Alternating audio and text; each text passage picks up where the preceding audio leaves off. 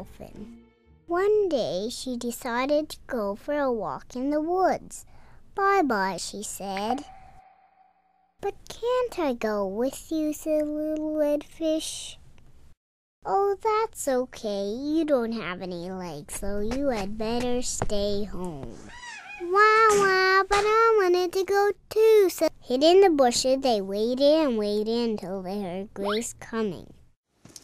When Grace walked by, she didn't want to see, rose out of the bushes and made a scary noise. Ooh!